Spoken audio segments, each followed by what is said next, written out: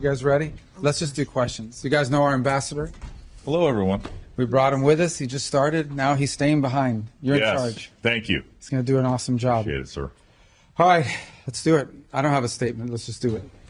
Mr. Secretary, thank you for taking questions.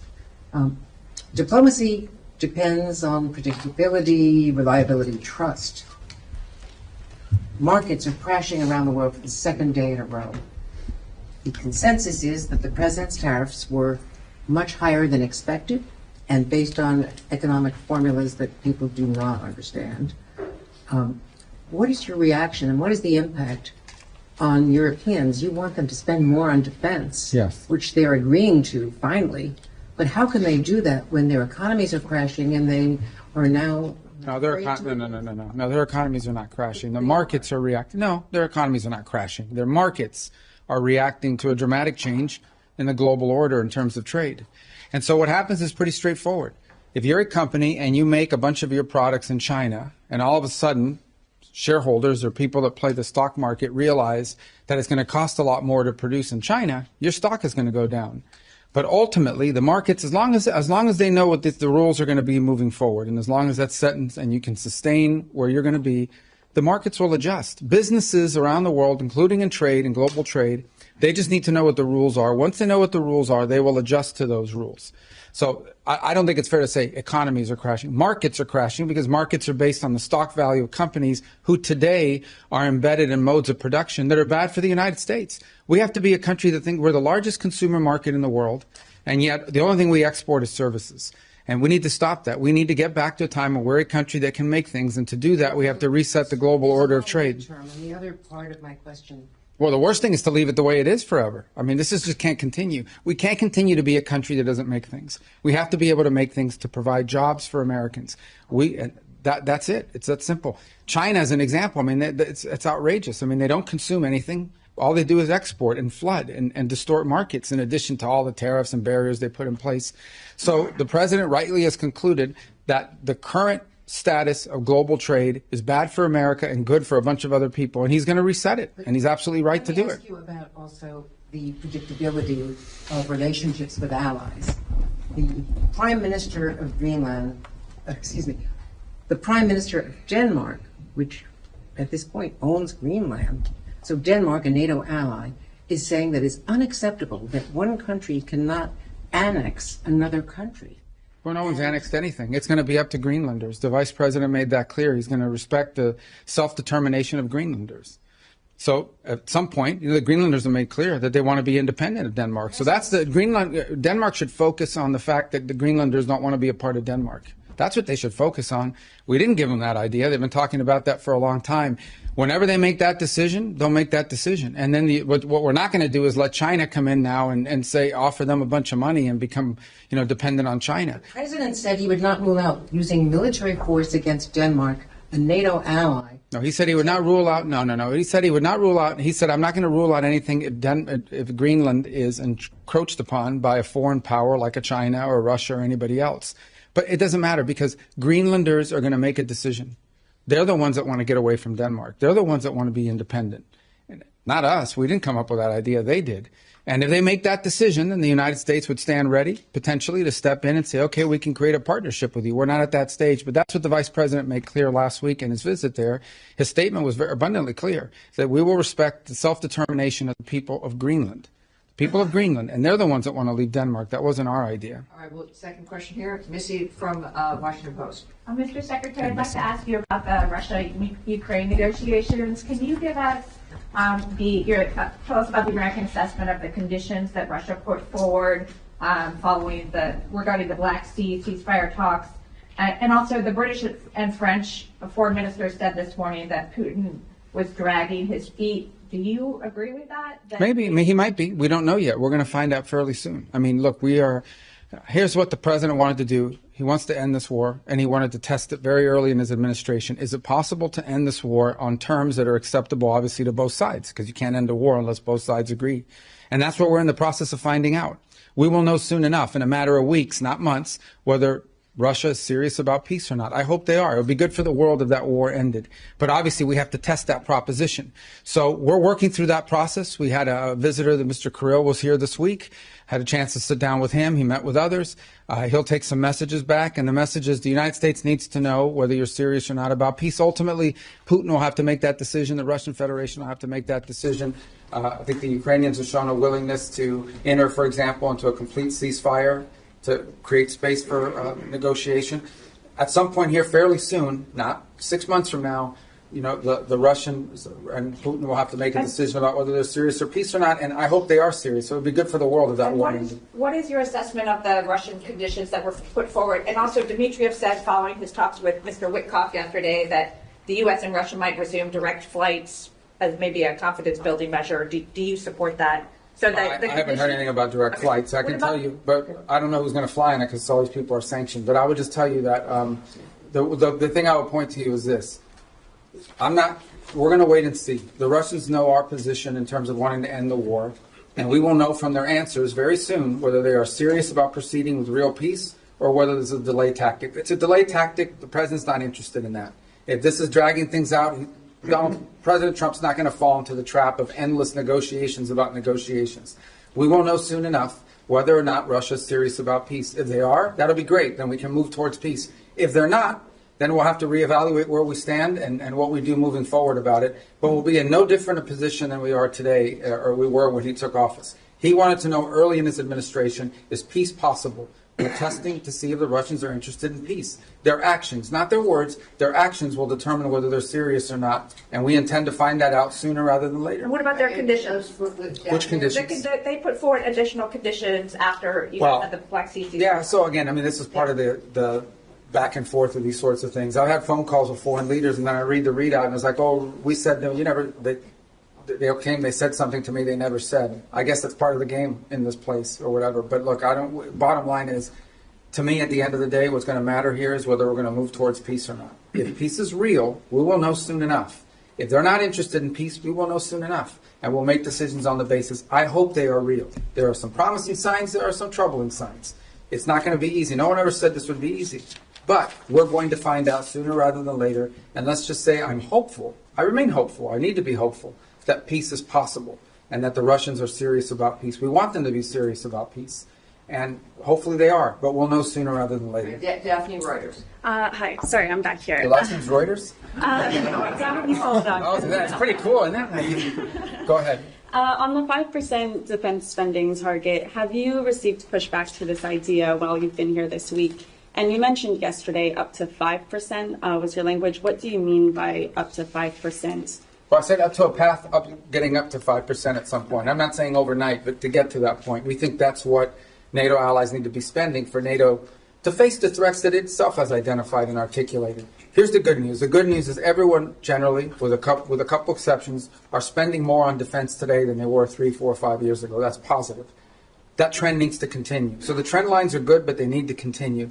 But this is not about spending. Okay, this is not about money necessarily. This is about capability. In order for NATO to be stronger, it needs partners that are stronger. Okay, the United States commits a lot to NATO and continues to. We are as involved in NATO today as we have ever been, and we intend to continue to be. But it has to be a real alliance, and that means that our alliance partners have to increase their own capabilities. So hopefully 2 things have led to that. The first is the war in Ukraine, I think, has woken up a lot of people on the continent about real threats and real war. And the other is, I think, the pressure and the statements of President Trump that have been pretty consistent about increasing their spending. So this whole trajectory of more defense spending began, I believe, back in 2017, 2018, under President Trump's first term. We want that trend to continue. And we're hoping when the leaders meet in The Hague that there'll be further and firmer commitments in that direction. I think it's beneficial to the alliance. The stronger our partners in NATO are, the more capable our partners in NATO are, the stronger NATO is. And everybody should be in favor of that. And sorry, just to follow up, so will you try and get the official target as 5% rather than 2%? And will the U.S. commit to 5%? Sure, we're heading there now. I mean, we're going to have to spend more on national security because we have a global footprint. And that's the point that I think has been made and missed in a lot of places. Okay, the United States has Indo-Pacific alliance obligations as well that we've made.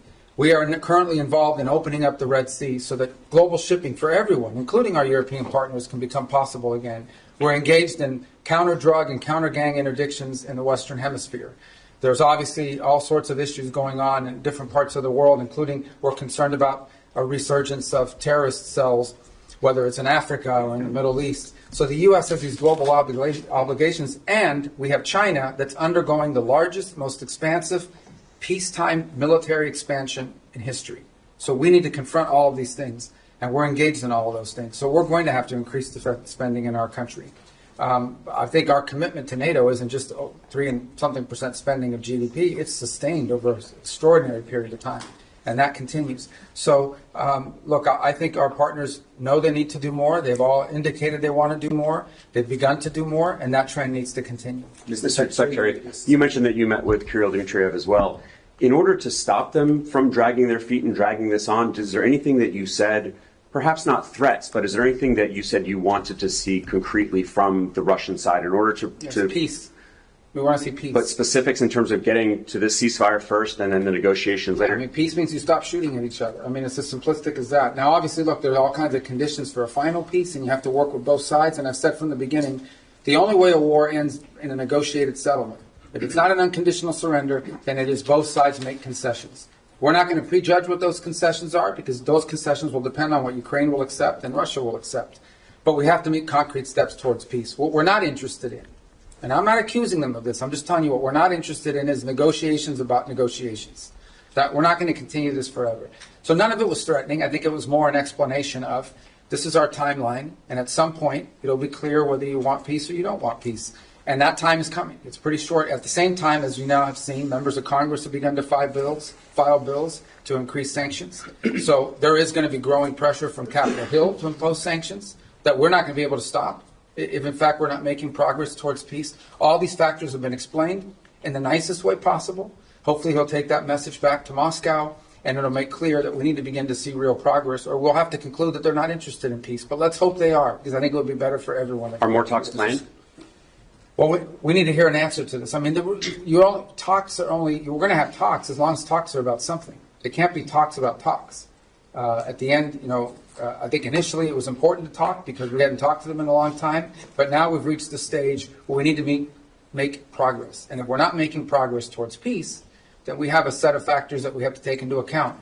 But hopefully we are going to make progress towards peace. I remain optimistic that we can. It'll be hard. It'll be difficult, but I'm optimistic that it can. Mr. Secretary, the Myanmar earthquake, I mean, normally in these kind of events, you would have up to 200 Americans with sniffer dogs, special equipment, experts in their field, saving lives on the ground.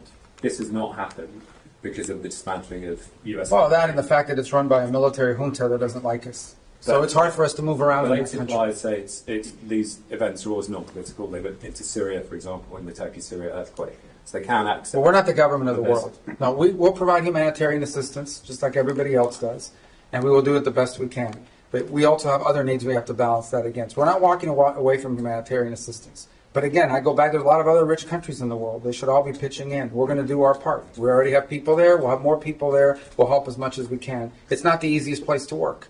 Okay, they have a military junta that doesn't like us, doesn't necessarily allow us to operate in that country the way we wanted to. That would have impeded our response no matter what. That said, we are willing to continue to help in the humanitarian crisis. Other countries need to do so as well. China's a very rich country.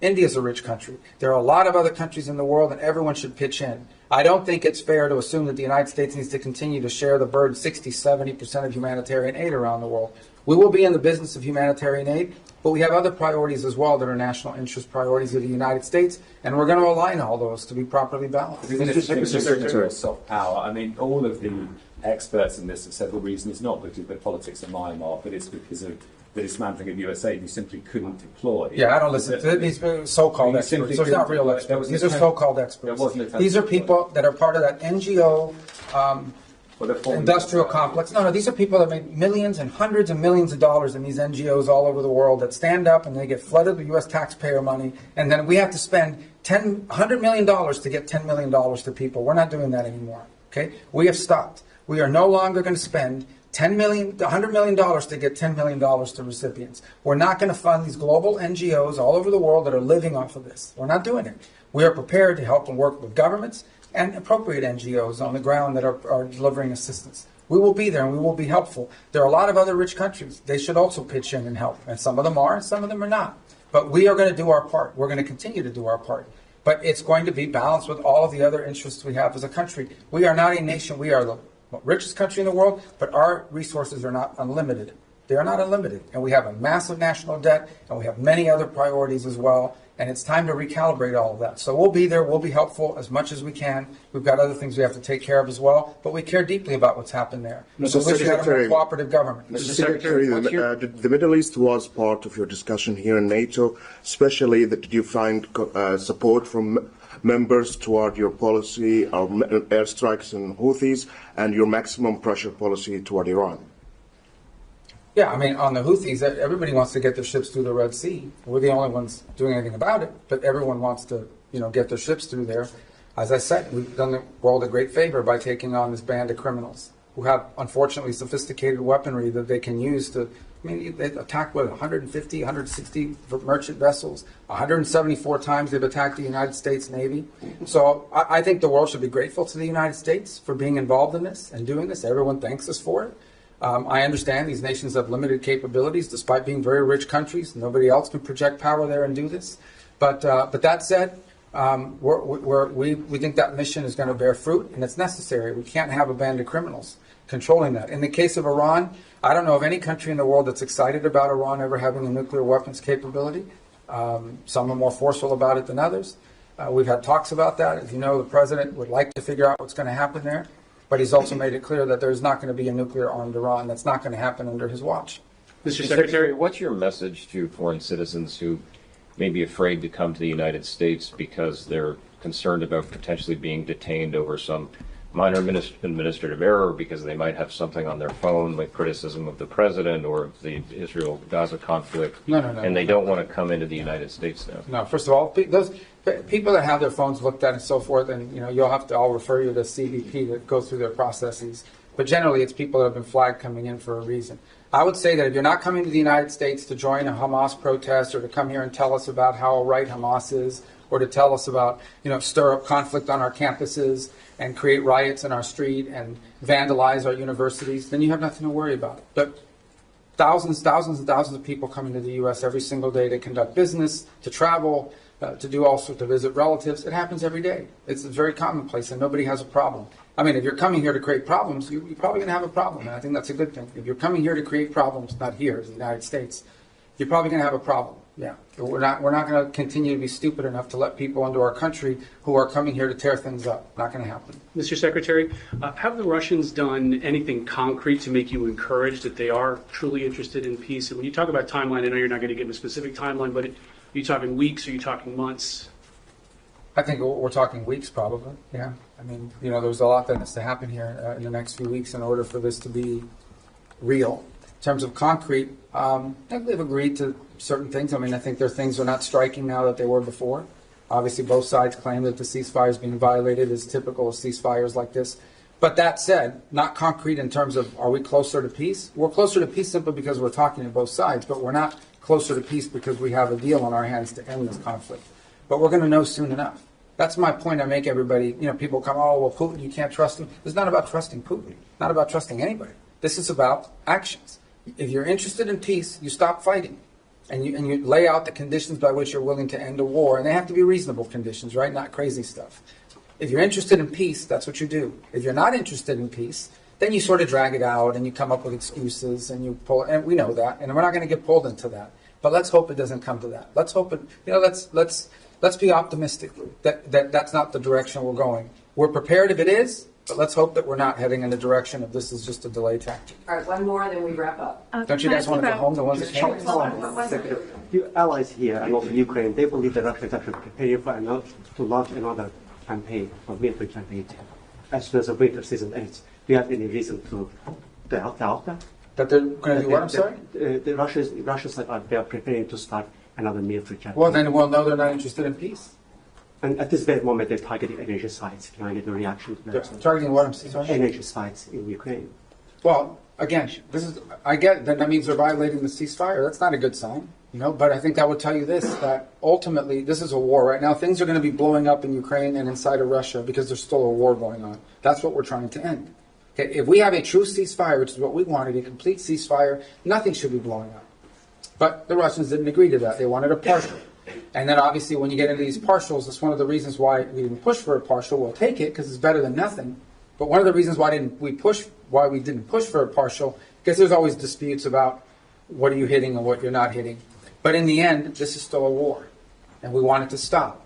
The fact that religious sites are being hit, or energy sites are being hit, or civilian sites are being hit, that's why war is a bad thing. And that's why the president wants to end it. As far as them conducting another campaign, well, then that'll be a very clear sign. Right? If all of a sudden we wake up tomorrow and the Russians are launching a massive offensive, then I think that's a pretty clear sign they're not interested in peace. That hasn't happened yet. Let's hope it doesn't happen.